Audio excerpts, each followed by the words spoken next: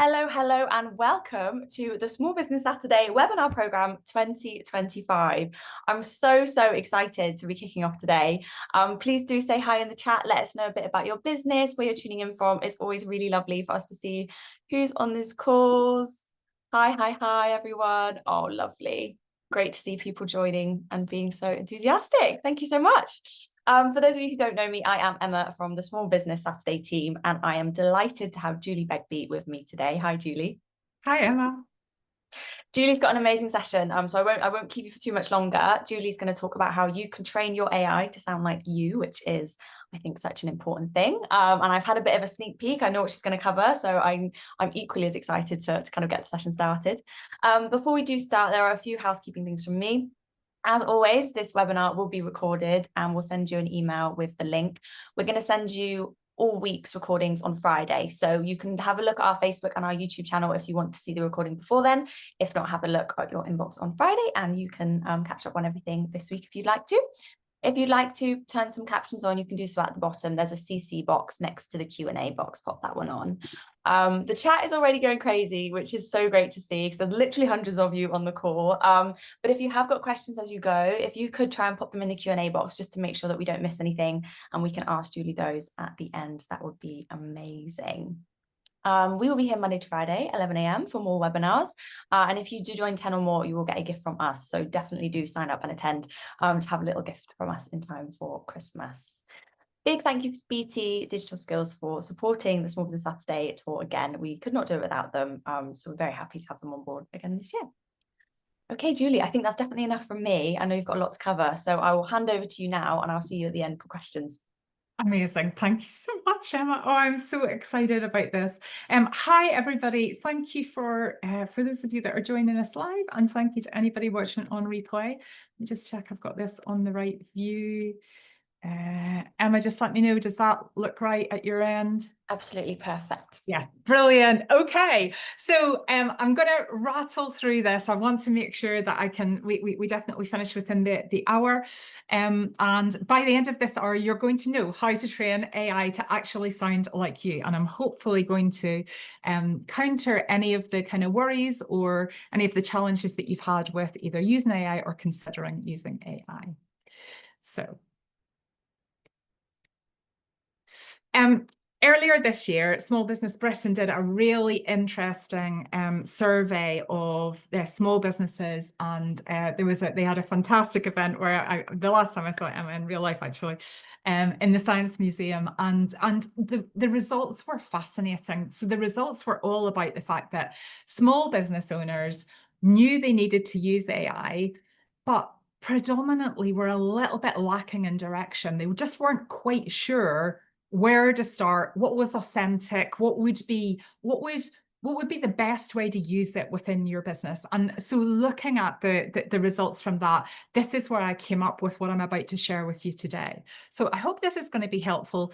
I know from having delivered this content in the past that we generally start with some kind of blocks and objections and worries and stresses and concerns about AI. And I think the first thing to acknowledge is that's completely normal. Like we're in a period of change, period of very rapid change in the business world and in life in general. And so it's completely fine to have some discomfort. It would be very abnormal for you not to. However, what I want to try and help you to overcome today are some of the blocks that might prevent you from even starting or using AI at all in your business. And I'll come on a little bit later to explain why I think it's absolutely critical that you work out how to embrace it in a way that's right for you. So the things that people have said to me when I tell people that I help them with AI, it's like, oh, clients only want my brain. You know, what about my job? Will AI water that down? Is AI going to make things robotic? Is it going to, am I going to end up with posts with all those long dashes and let's be real and things that are just real giveaways that they haven't been they've maybe been fully written by AI. Techie concerns as well. People kind of just really uncomfortable with the technology and where the technology could go as well.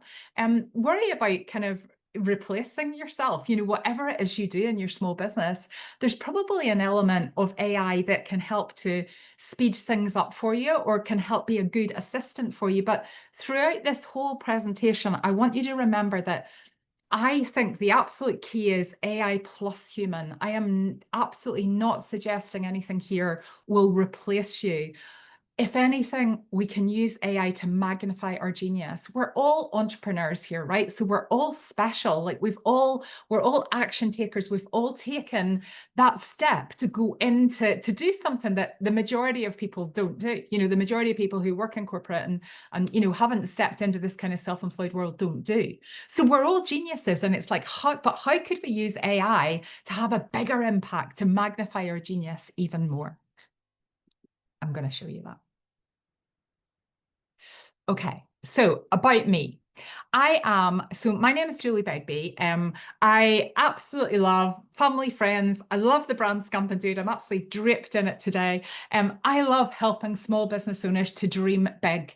I am a huge fan of not keeping yourself small, but having the biggest dream that you can possibly have, because that's what motivates you to do the stuff when you're just feeling tired, right? It's not being self-employed or having a side hustle or you know whatever your situation is in terms of your business.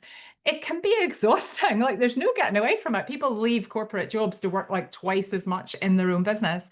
However, it's dead satisfying, and it also allows you to have this limitless life. And I'm a massive fan of making sure that if you want to be a multimillionaire, if you want to be, you know, want to have your own TV show, whatever it is for you, like why not? Why not you? Why not you?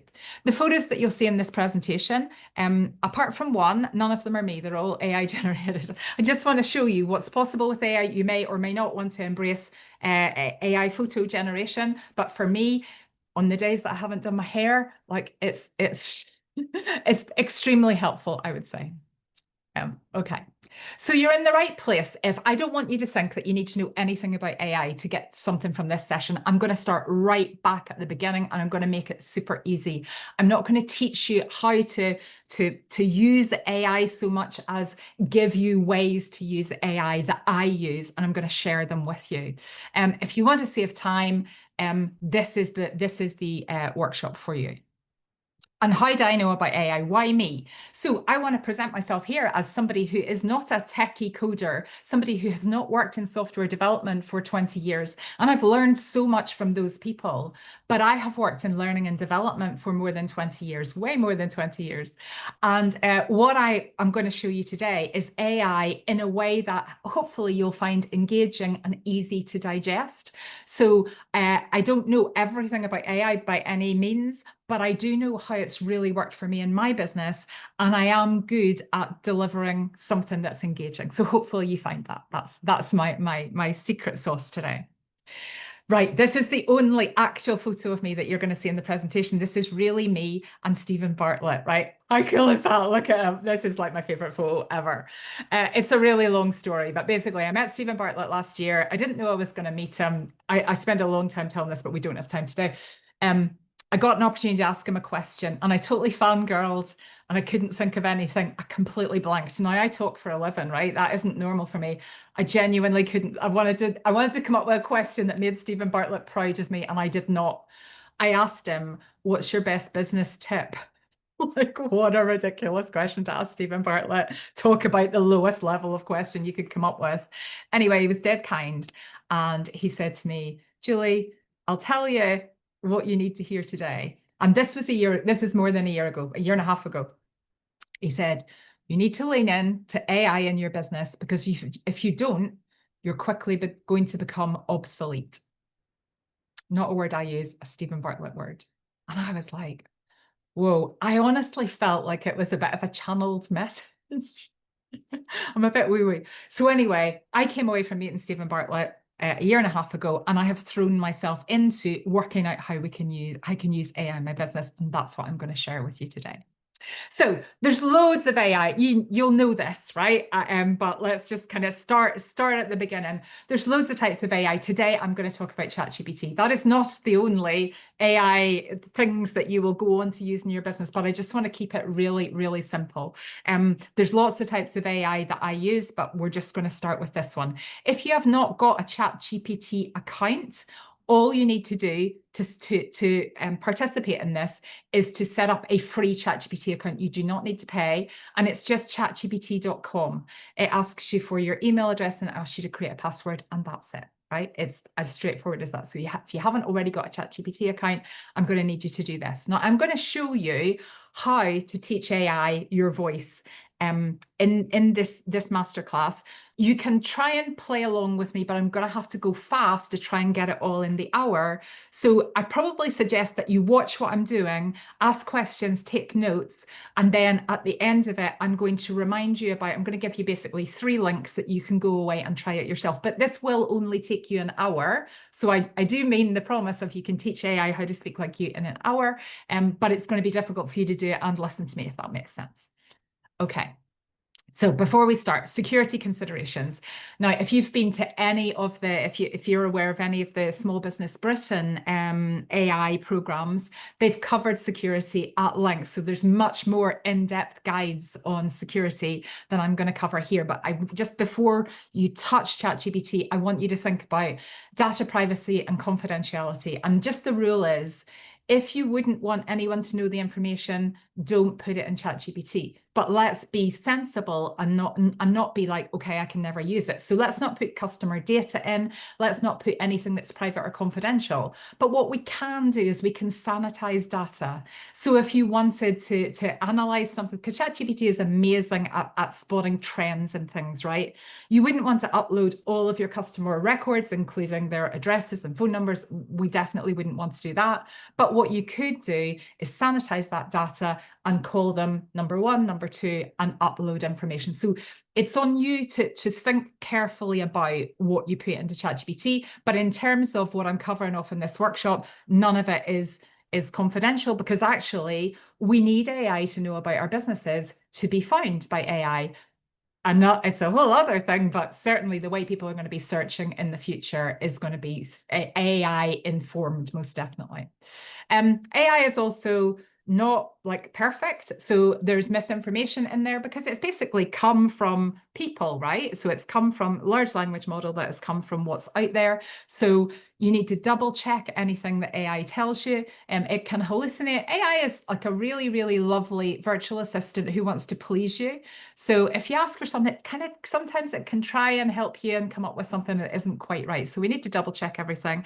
And also you need to remember that the data set that it's been trained on will include inherent bias in there. So we just need to be aware that what comes out of AI isn't perfect, but it is getting better every day. So that having been said, let me now show you how to use ChatGPT to teach it your brand voice. So I'm just going to swap so you can see my ChatGPT. Let me know if you cannot see that. I'm going to assume you can see ChatGPT on my screen. So you can up here, chatgpt.com. If you haven't already registered for an account, it's really straightforward. You just need a free account. Right. So I am now going to give you a link. I'm going to just type it in the chat here. And this is going to take you to there we go. So the link is HPY. Oh, you can only see my face and not ChatGPT. Okay. Hold on. Let me see. Oh, I can see ChatGPT, I think. Oh, you can see it. You can see it. Okay. Oh, great. Maybe that's on your phone. Sometimes on your phone, you've got the face bit and then you have to swipe to see the screen. So, oh, great. Thank you. Thanks for letting me know. Okay. So what I'm going to do is so I've just put the link in the chat, but I'm going to say it as well because I know the chat's moving really fast. It's HPY, so like a shortened version of happy, HPY dot tips, TIPS, HPY.tips /catalyst. So I'm going to just type it in here.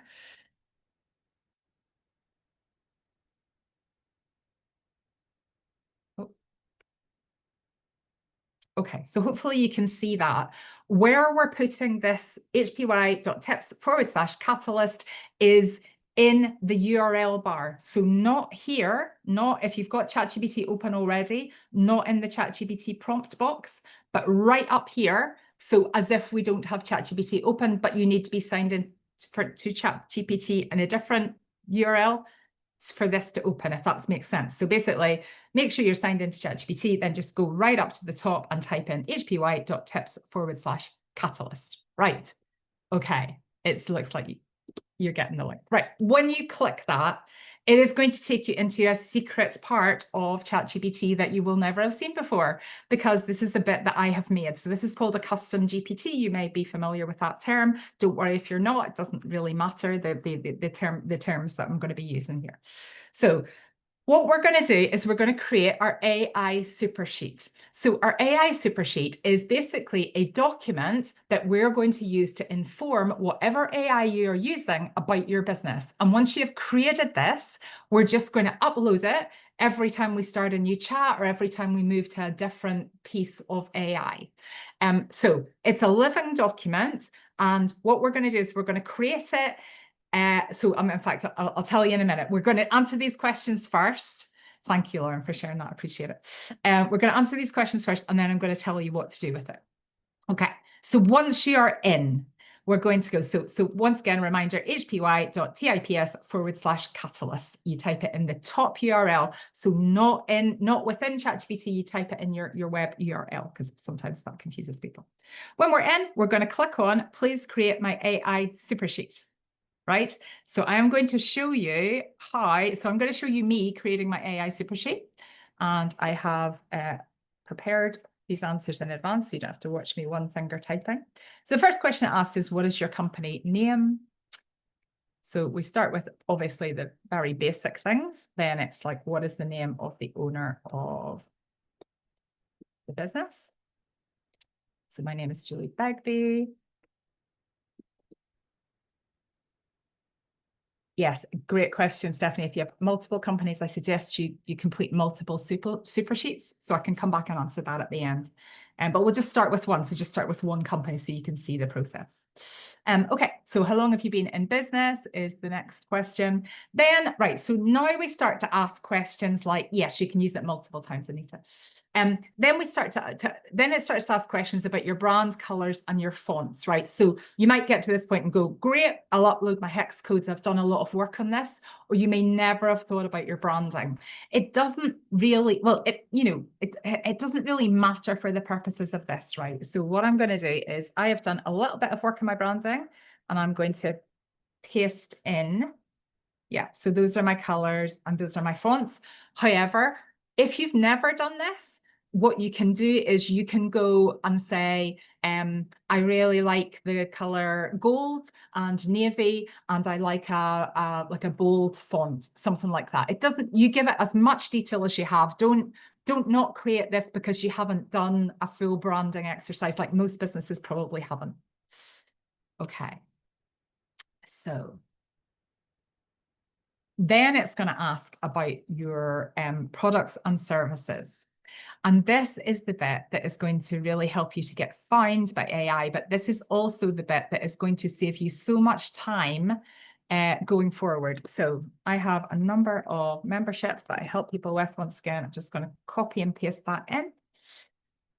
You would put in as much detail on the products that you sell. So for example, if you're a product-based, say you're a jeweler, you could put in, I sell a range of cremation jewelry and I sell a range of hand-stamped name necklaces or whatever. So you wouldn't necessarily put in every single, if you've got thousands of products, but it's around, all this is going to do is inform the posts and emails, etc., that you'll create from AI. So basically, it's going to be able to pull that information as opposed to you putting it in every time, if that makes sense. Okay, and then we're almost there with this first bit. The next one is, what are your top 5 SEO keywords you'd like to rank for on Google or any search engine? Once again, if you've done a lot of work on search engine optimization and you know what your SEO keywords are, you can pop them in. If you haven't, that's totally fine as well. All you would do to answer that question is go, Okay, imagine that I was at the door of a really fancy department store, you know, one of those ones where they have the top hat and the cravat and the man opens the door for you, or the man or the woman or whoever. And imagine that that person, that greeter, says to you, how can I help you today? It's like, what would that person say to be directed to your department in that shop? I think that's the easiest way to understand SEO. It's like, yeah, what are they going to, so they might say, I'm looking for a Christmas gift for my mum and she really loves wild swimming, something like that, right? And that might bring you to the wild swimming t-shirts. Yeah, does that make sense? So once you've done that, if you've been watching closely, what has happened is, so that's all the first questions answered. And what it has created then is a summary of everything that we've put in. Now, you're like, well, Julie, how is that helpful? Because we've literally just typed all this in, but you're going to see in a minute why this is going to be super useful. What you do now is you just copy the AI Supersheet details, right? So however, Command-C, Control-C, however, just go up to the top, copy. And I want you to paste it into a Word document, a Google Doc, whatever you use for your, basically whatever you use for your word processing, I want you to paste it in there. And I want you to save it and call it AI Supersheet and the name of your business. Okay. I'm not going to show you me doing that because I think we can probably all know how to save a document, right? But we're going to end up by the end of this masterclass with one document. So I've got some more links for you, but we're going to add to that same document. So we're just going to have one document. We're going to call it AI Supersheet and the name of your business, right? Okay. Right. Now I'm going to give you a second link. So now we're going to do hpy.tips/BV. Once again, we're going to put it in the top. So let me pop it in the chat. But again, I know the chat's moving really fast here. There we go. So once again, we're going to pop it in the top URL. We're going to hit enter.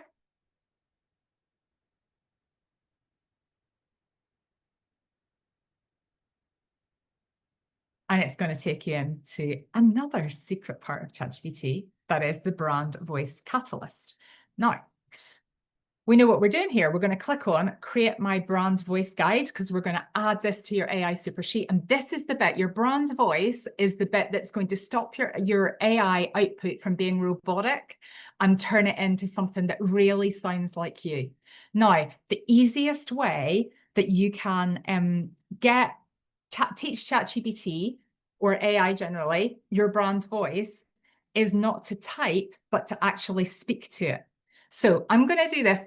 Basically, the more detail you give here, the more in depth you go with these answers, the better output you're going to get from AI. But I'm not going to spend hours speaking to this. You're going to get the gist, right? So I'm going to show you how I'm going to do it.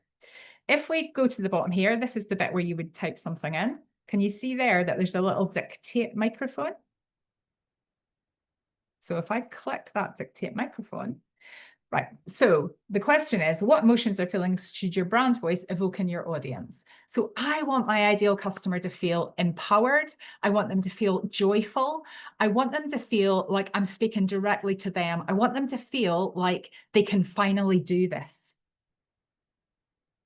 Okay, so I would speak more there, but you can see what happens is, what it does is it basically transcribes, it does a transcript of what you've said, and it's going, right, okay, how would you want them to describe how it feels to interact with your brand? Once again, more detail in this. I would like them to feel empowered. I'd like them to feel inspired. I'd like them to feel that they can finally do this. I'd like them to feel that they can dream super big and it feels actually achievable. Okay. Now, can you see when I'm talking to this, I'm not polishing my language. I've got this kind of, you're probably wondering, I live in Edinburgh, but I'm from Belfast, so I've got a kind of eclectic accent here. But I'm not, you know, if I say, I mean, people from Belfast say that's a wee thing, right? I'll say that. I'm not going to polish up because I want ChatGPT to learn exactly how I speak. How would I describe my brand's personality in 3 words? Once again, click on the dictate. I want the brand personality is joyful, relatable, and inspiring. Okay. So some repetition because I'm not really thinking very carefully about what I'm saying here. And the answers, you think carefully about it. Just want to show you the process. Okay. What values does your brand stand for? So once again, it's about, if you've done a piece of value work on your business, then you want to you could just copy and paste that in. You don't have to speak to it if you've already got that prepared. But if you haven't done this, then just like speak out loud. So what do you believe in? I believe that everybody should be able to do whatever they want. Like, I believe that everybody should feel like, why not me? You shouldn't look at somebody else and go, oh, I couldn't do that because I'm not them. Like, if there's something that lights you up in your soul, I want you to feel that you can do that. Our lives are here to be lived. And I am so passionate about us creating our eulogies. And I know that's a wee bit morbid, but I've been to so many funerals recently where the eulogy has been wonderful, but there's been one that completely stood out, which was a friend of mine who really sadly died back at the beginning of January. And her eulogy was just, she'd written a book called Permission to Shine. She was an empowerment coach. She was a light human being. And her eulogy was so beautiful because she had already decided the impact she wanted to have on the world, right? It wasn't just someone trying to work that out after she'd passed. So I just think we've got a responsibility to create our own eulogies for in 100 years, whenever they would be used. Okay. So there's quite a lot for it to transcribe there. So normally it would be a bit fast in this. It's a bit slow because obviously I am streaming as well. So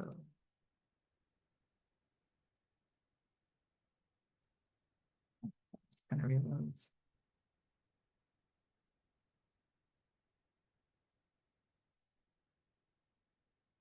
So it's not captured that.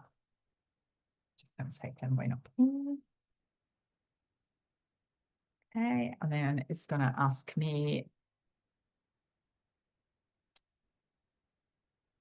Okay, so it's basically turned that, because all I've done is put in why not me. Just go all values, right? So it's basically gone, you just typed in why not me there. That's not a very good answer. How about your values being radical self-belief, big dreams are meant to be lived, no more waiting for permission, authenticity over perfection, transformation is possible for everybody. Perfect. So it's created those as my brand values. Obviously, give a little bit more thought to this when you're doing it. What brands or communication styles inspire you and why? I really like the fun that is Aldi. I really like Scamp and Dude as a brand. And I love, I love Denise Duffield Thomas.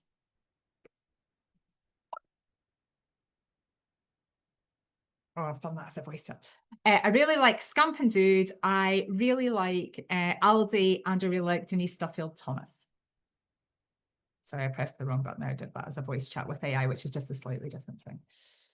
So yeah, press the microphone and that's it. Okay, so now it's going to give me a summary and go, yeah, this is what Scamp and Dude's all about. This is what Aldi's all about. This is what Denise Duffield Thomas is all about. Okay. Give me examples of 3 gurus, authors, or celebrities whose voice you admire and tell me why.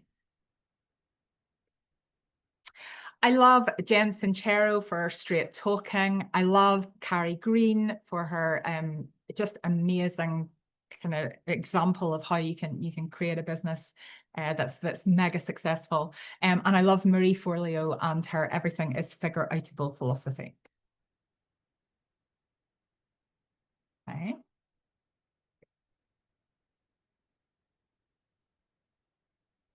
So once again, it's given me a little summary of the people that I have said are my, right. So everything I need.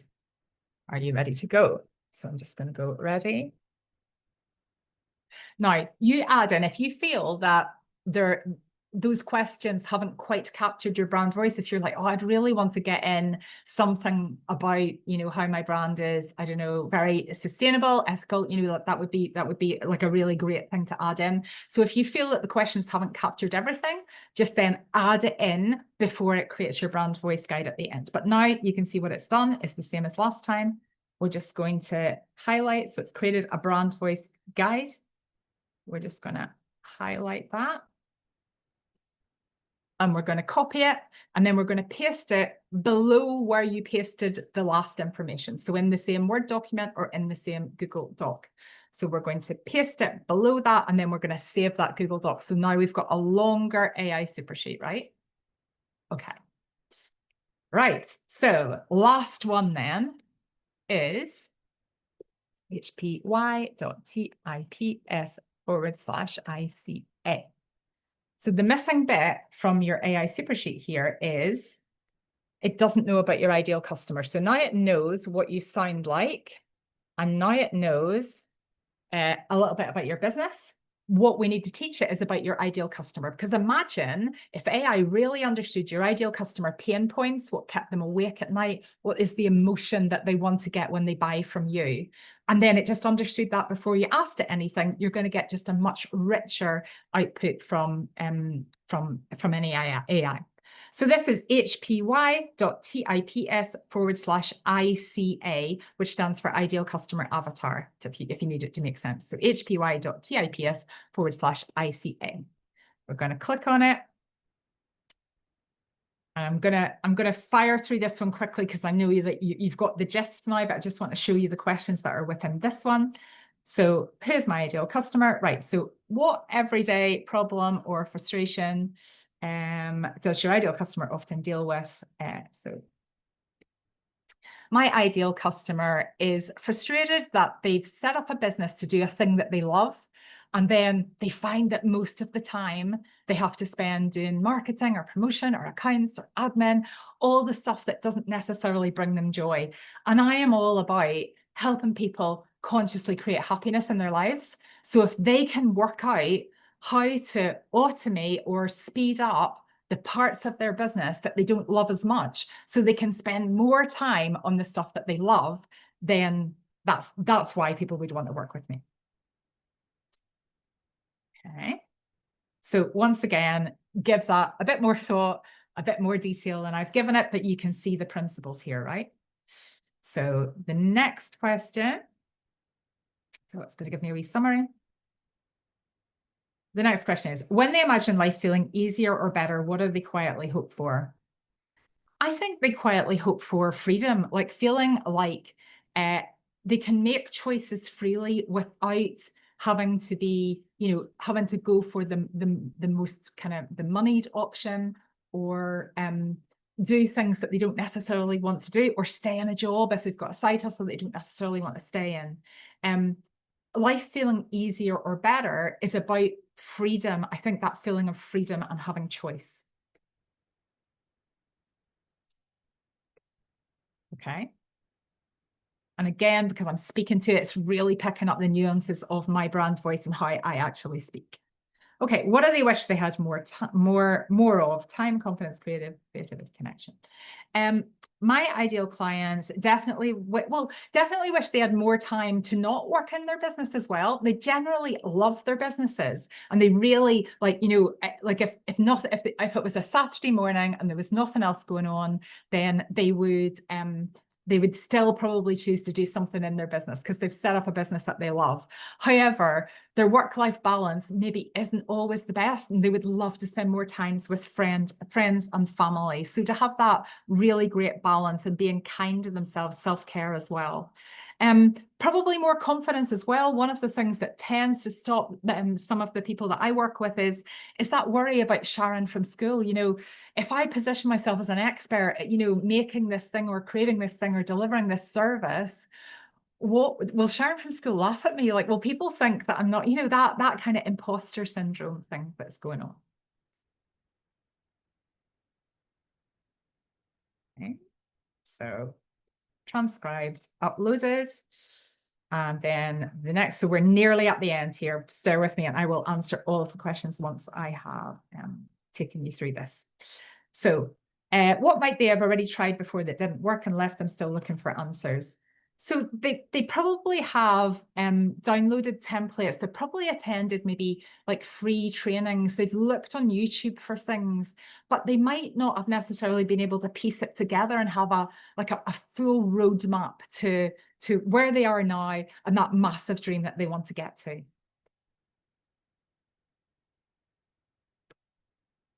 Okay, nearly done, nearly done. What would make them stop scrolling and say, this is exactly what I've been looking for? I think feeling like somebody's read their mind, feeling like somebody knows what's keeping them awake at night, feeling that somebody really gets their dream and really believes in them and is there to help them to work out that they can definitely achieve it.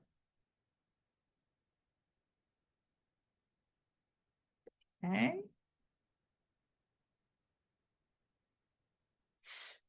Gives me the summary. And here we go. So that was it, right? So now it's created my ideal customer. So my ideal customer, on what I've just said there, is Emma. She's mid-30s to early 40s, solo business owner or side hustler. I won't read this all out to you because that would be dull, but you can see that it's created quite a detailed profile. Now, the more information that you put in with those questions, the more detailed that ideal customer profile is going to be. We're going to highlight it, we're going to copy it, we're going to add it to the end of that Word document or Google Doc, and then we're going to save it. Okay, so let me go back to my presentation. I'm going to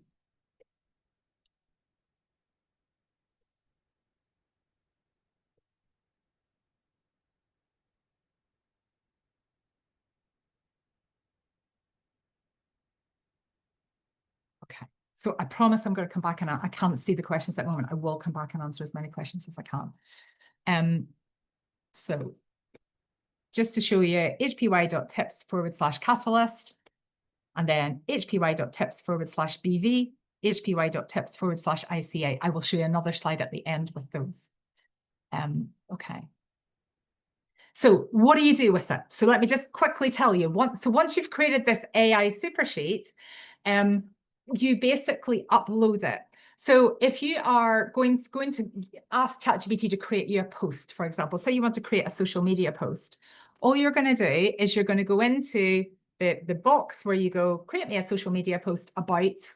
So create me a social media post about delivering a masterclass for the small for the small tour 2025 that talks about how excited I am that I can share my knowledge, something like that, right? So you can put in a pretty like a not great instruction, upload your AI super sheet, and what comes out of it is so much different than if you didn't have the AI super sheet there, if that makes sense. However, if you upload this AI super sheet and you use a great prompt, and a prompt is just the way that you speak to ChatGPT or any AI. So again, there's kind of lots of models on prompt engineering. A really simple one that I like is, so prompt engineering, again, just a technical term. It's just how do you actually, what do you write in that box to ChatGPT when you upload your AI super sheet? And I think it makes a big difference if you go, I want you to be a award-winning social media strategist. So you go, act as an award-winning social media strategist, create me a visibility post that talks about, again, you put in your details, format, make it short, make it appropriate for Facebook, put a hook at the beginning of it, whatever. So you tell it, this is the role that I want you to take. So it's your virtual assistant. It can be anything. So that virtual assistant can be any teammate. It could be your marketer. It could be your accountant. It could be your CEO. It could be your mindset coach. So you tell it what you want it to be. Then you tell it what the task is and what format you want it to output. And then you upload your AI super sheet. And honestly, if you have played around with ChatGPT before and you've never kind of uploaded your information, I think you're going to be really pleasantly surprised. So that is it. I'm going to come on to questions in a minute. That is it. you've got your AI super sheet, or you know how to create your AI super sheet. You know how to prompt engineer. So just to go back, prompt engineer, role, task, format. Right, role, task, format. So you've got your AI super sheet, you know how to prompt engineer, you've got your recipe for success. Let me just remind you what Stephen Bartlett said. Even if you think, who is Julie to tell me that I need to lean into AI? Stephen Bartlett says, right? Stephen Bartlett told me, but AI plus human. It's always AI plus human. We are at a point in society where AI is becoming like when computers were invented, the internet was invented, mobile phones were invented. We're still sort of early adopters. It's maybe a bit of a push to say we're early adopters if we lean into it now, but we're certainly at the beginning of the curve. There are an awful lot of people that have not even kind of dabbled with AI yet, but people are starting to kind of really try and find out how they can use AI in their businesses and their lives. As business owners, if you're not using AI now, you probably can't see the difference between you and another competitor business. But in a few years' time, if that competitor business really leans into maximizing their genius and using AI just for the parts of your business that you don't love, definitely don't use it for the parts that you do. But for the parts that you don't love, if you could just spend less time on those and more time on the stuff that you love, you're going to notice that difference. So those links again, hpy.tips/catalyst, hpy.tips/BV, and hpy.tips/ICA. Okay. Closing question. I'm gonna stop sharing in a second, but just before I do that, I just want to show you where you can find me. So my predominant platform of choice is my Facebook personal profile, facebook.com/Julie Begbie. There's the new one, Julie Begbie. Come and follow me, friend request me. And also, this is really good timing because I'm running a free AI challenge around Black Friday and creating some extra cash around Black Friday that starts tomorrow night. It is completely free. It's hpy.tips/1k. If you fancy joining me, replays are available, or there's a QR code there if you want to grab that and join me. Okay, so I am going to Thank you so much, Julie. That was absolutely amazing. So much insight. I've just put your links in the chat as well for anyone. I'll do that again now, just so anybody would like those, do copy and paste. Are you also happy? We'll pop them in the replay newsletter as well, to go out on Friday, so everyone can use those. This will be recorded, so don't worry. I know we covered a lot, but you can catch up on everything later in the week. Okay, so I will dive straight into questions. Okay. First one. Do we have to do the ideal client section twice if we work with individuals directly? But I think if the client's quite different, we have to be doing it twice. Yeah. So I guess, so for example, if you had like an MLM business and you were trying to get team members and also trying to sell to the public, yes, I would have two. So where there's a big differentiation like that, I would have two AI super sheets. And I know, like I know I've gone through that really quickly, but it probably takes about an hour to set up an AI super sheet. And once you have it, you just like use it forever because you tweak it and you know it's really like I really use mine as a living document. So yes, and if you have multiple businesses, it's the same answer, because the more you try and make something generic, like the less, what we want to do is we want to basically stop people in their tracks and go, wow, that person's talking directly to me. That's why we want our ideal customers to feel. So the more individualized we can have the AI super sheets, the better. Super.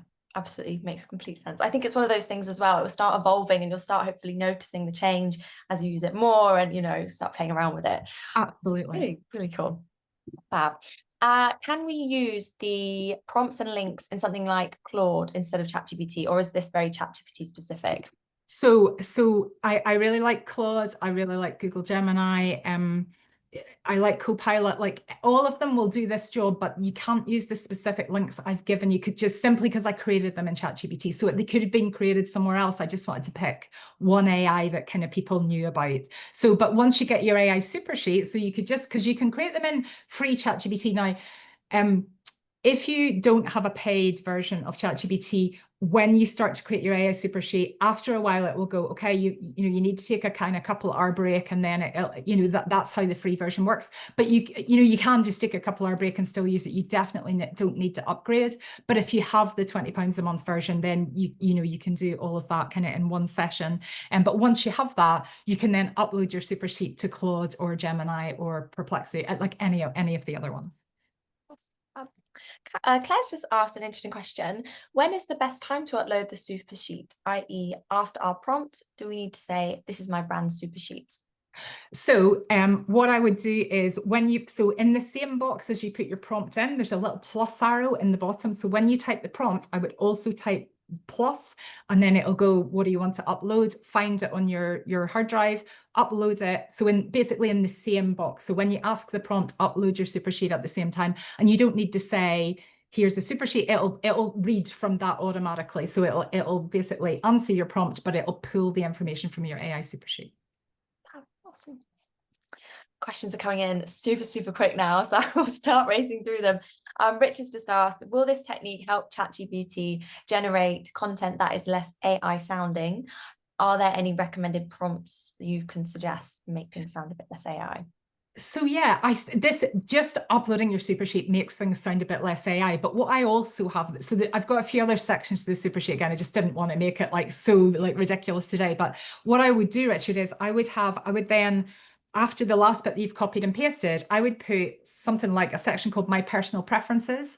And I would start to put in that super sheet the things that annoy you. So, the long dashes, right? Now, even when you tell it not to do the long dashes, it doesn't always behave, I've got to say. But at some point in the future, it probably will. So I have a section that goes, don't use the words, let's be real. Don't put in loads of emojis, don't put, so the things that you look at and go, that sounds a little bit robotic.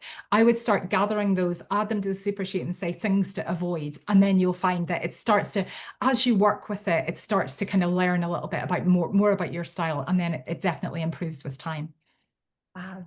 On that as well, someone's just asked whether it will remember things if you go away and take a break and then carry on. And I think as long as you tell it that you're happy for it to remember things, it does, doesn't it? Yeah, and in the same chat, it generally will. If you start a fresh chat, I would just upload the super sheet again if you need to do that. Awesome. There's a few questions. I know this topic is coming up more and more about sustainability and AI. Sarah said that she feels, a little bit guilty that it is, maybe more unsustainable. What are your thoughts on that? Are there any kind of comment suggestions, any data, any insight that you have? Yeah, so it's definitely something to be aware of completely. I think so. I was looking at some sustainability stats this week because this comes up all the time, understandably and rightly so. There are some countries that are really leaning into the AI data centers that they are building, so in particularly the Scandinavian countries, they're looking for that to actually help the environmental crisis as opposed to contribute to it. So looking at how can AI make sure that the demand for electricity is managed well, and how can the kind of the water cooling, which is one of the big concerns, how can that be done in a really environmentally friendly way? I don't know necessarily that we're looking at that as closely in the UK, but it's really interesting that across the world we need to solve this global problem. I wouldn't use any sort of prompts that I don't need to use. I would be calculated and careful about what I do, just like I am with everything. However, I mean, it's a very rough statistic, but using 10 prompts in ChatGPT is roughly equivalent to boiling a kettle. So if you're the sort of person that absolutely would not boil a kettle because of the environmental impact, absolutely think about it carefully. But I think there's a little bit of media kind of scaring, where if you watch Netflix, if you drive a car, all these things need to be done in a very calculated way. So absolutely we should be thinking about it, but it's not like so much worse than everything else. And I think sometimes the media is a bit scaremongery for small business owners, but absolutely, when we're jumping on trends like, create a Barbie doll image of yourself or whatever, just think carefully about whether, if you've got a business that is all about sustainability, that might not be the right trend for you to jump on. Totally. Yeah, I agree. I think as well, there's more and more kind of research going into this. So hopefully we'll start to see and start to learn like what actually is happening, what what do we need to be aware of? And as you say, not making lots of images of yourself as Barbie. I'm sure, you know. Indeed. Oh, interesting. Is it better to use ChatGPT on a phone or a laptop? Is there any differences there? I don't think so. No, I don't think there's that. It's probably a little bit easier if you're talking to it on the phone, just kind of the way the phone's set up. But no, I haven't found any differences in output when I use both. And I would use, so what I pressed by accident there is so beside the little microphone, there's one where you can basically just have a conversation with ChatGPT and it'll talk back to you. That works better on your phone.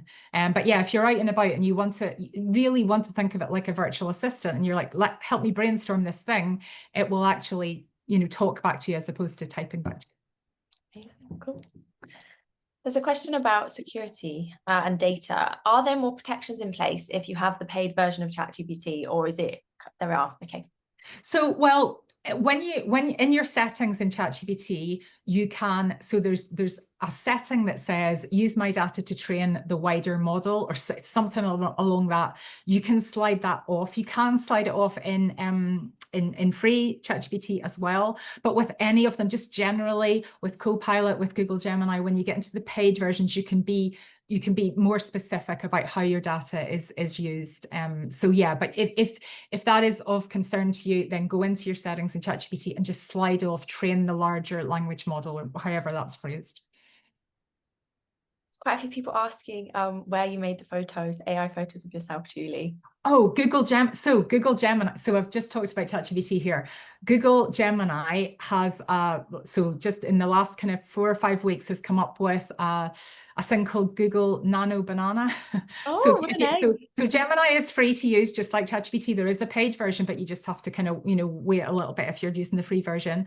But if you go into Google Gemini, it looks exactly the same as ChatGPT, and just click on the kind of plus art at the bottom. It's got image. If you click on image, then that is a lot of the image generation up to now has been really poor. If you upload a selfie of yourself and say, I want to have a photo of me in front of Edinburgh Castle, I find it amazing. Some of the photos I have to look at and go, usually would get Edinburgh Castle wrong more than get me wrong. Like so yes. So my top tip for you all is go and play about with Google Gemini Nano Banana. It's really good fun, but be sustainable and think about whether you need the photo. Of course, awesome. I'm definitely gonna have a look at that. That sounds very interesting. Do I have to add the super sheet every time to do a new request or document, or does it save the information for future requests? So you need to add, so it probably will at some point in the future. ChatGPT, like they've all got versions of this, but ChatGPT will save some information. If you go into settings, you'll see ChatGPT memories, and you should go and have a look in there because sometimes it saves random stuff. So it will save some information, but not the level of detail that you've got in your super sheet. So all I do is every time, so if it's the same chat, it should remember it. Although, maybe if the chat's been going on for a few days and there's been, a lot of it, then it might be wise to refresh it. But certainly every time I start a new chat, I upload it. But again, it takes like 2 or 3 seconds. It's not, there's nothing here about copying and pasting it all in. We're just uploading that PDF document. That's it. Victoria's asked, what other question areas could you explore to make the super sheet even better? You mentioned that you hadn't covered everything. Yeah, so what I have in mind is basically my secret sauce, my legacy. Do you know, like what? So just exactly what I was mentioning there about like creating your eulogy. I think that so many small businesses are so are like really want to have an impact, right? And so it usually starts from some real kind of good, like, well, how do I want to impact the world? How do I want to leave a legacy?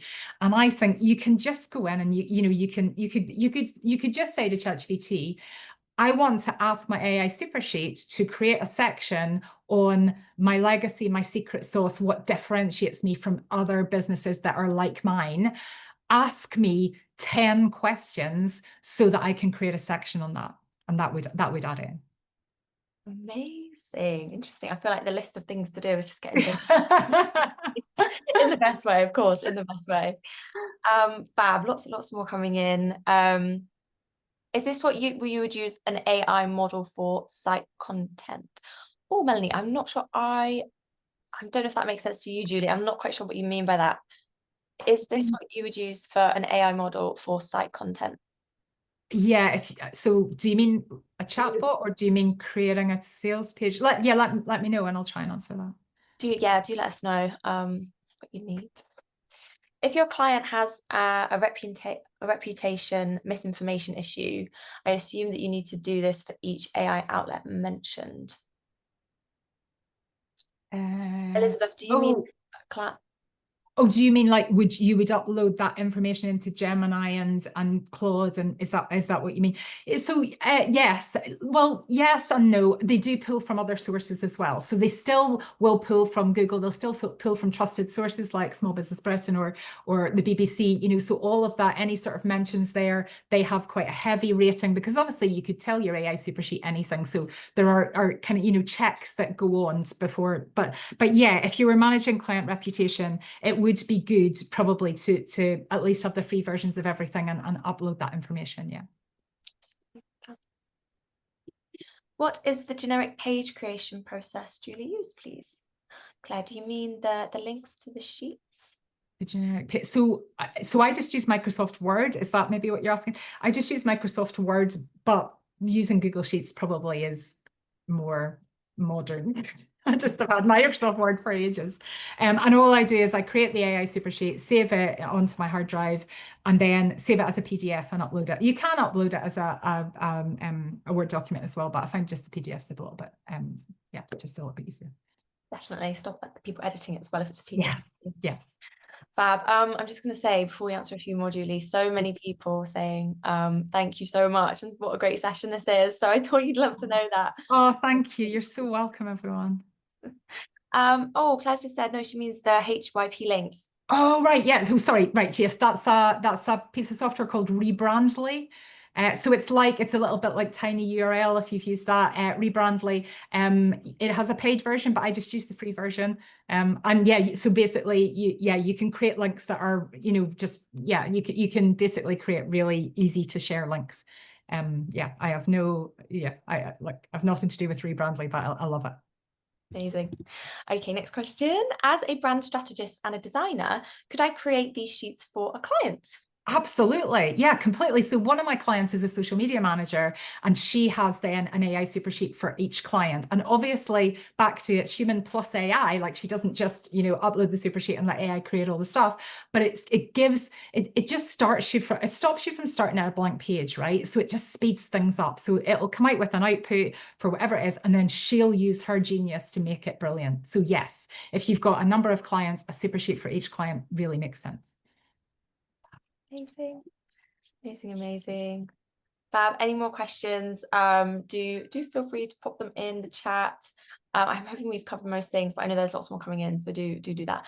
Julie, are you happy after this call for people to contact you on LinkedIn or via your Facebook page? Absolutely, or LinkedIn or Facebook. Those are my two predominant platforms. So yeah, I've got an unusual surname, so there is only one Julie Begbie on both. So yes, you're very welcome to connect with me, ask me any questions, and yeah, I'd love to actually. Okay, great. Okay, a few more questions coming in. After we have done our brand sheets, do we ask ChatGPT, whoops, lost that one, in the normal chat to create social posts or in spreadsheets? I mean, I guess if you wanted to, you could do that, right? Absolutely. Yeah. And that's the format bit, you know, of the prompt. So you could go create me a spreadsheet that creates, you know, all my posts for the next week, you know, create emails, create, you know, video scripts, whatever. That's the prompt that will, so you upload the super sheet and then it's the prompt will dictate what will come out the other side. Amazing. Fabulous. Oh, how does this work with ChatGPT custom instructions? So I'm not sure what you mean. Do you mean the sort of memory? Do you mean the memory things that are saved in the settings? Let me know if that's what you mean. So those custom instructions, there just isn't there aren't very many characters that you can put in there. So that's where in the custom instructions, that's where I would put things like no long dashes, don't say let's be real, like those sort of things, they go well in the custom instructions. But you just can't get the level of detail that you can get in that PDF document. If that isn't what you meant, please let me know and I'll try and answer. Fab. Oh, Helen's just said doesn't feel as overwhelmed by AI now. That is amazing. Oh, I'm so glad, Helen. That was the whole point. So I can see questions about Nano Banana. Yeah. So basically, you download Google Gemini. So or on your laptop, you go into Google Gemini and you sign up for a free account, and then you go into, so there's a chat box. It just looks like ChatGPT. There's a chat box at the bottom of that chat box. You'll see you can click down and there's various options, and one of them is image creation, and it's got a little banana icon beside it. That's, you click on that and then you put in your prompt and upload your selfie, and that's what will create that headshot for you. I wonder why they chose a banana. So I think it was one of these things where, when like at the very beginning of a project, they give projects like Project Fox or Project, they have like, Yeah, so yeah, it was Project called, I Banana. think it was called Google Nano Banana, like, because I think within Google they have like funny names for everything, and it just stuck then. So when they released it, they hadn't intended for it to continue to be called Nano Banana, but people just like seemed to, there was a lot of hype about it, so they've just kept it. Amazing. Love it. Well, we have come to time now. Julie, thank you so much. Are there any kind of final thoughts, anything you'd like to say before we wrap up? No, just thank you so much. Just listen to Stephen Bartlett, right? I know, like, it's completely normal to feel uncomfortable, overwhelmed, to feel like, oh, this might not be, this isn't how we did things before, but it's working out your way of doing it. It's working out how to magnify your genius and how to, as I say, like, my business is called the Happy Business Company because I am just so a fan of going, there's bits of my business I love doing. I will never give them over to ChatGPT or any AI, but there's bits of my business I cannot stand, like my accounts, right? And the more I can automate that, the better. So you make those choices in your business so it feels good for you and you create extra happiness in your life. And if you want to come and join me for my free challenge this week, it's hpy.tips/1k. And I'll help you to make some extra money for Black Friday. It's free. Amazing. Dab, thank you so much. Thank you all to everyone joining. I know you're incredibly busy as small business owners, so we really do appreciate it. We hope to see you later on the week. If not, do keep an eye out for your inbox on Friday, and you can catch up on any sessions that you have missed. Fab. All right. Well, we'll see you really soon. Take care all. Bye.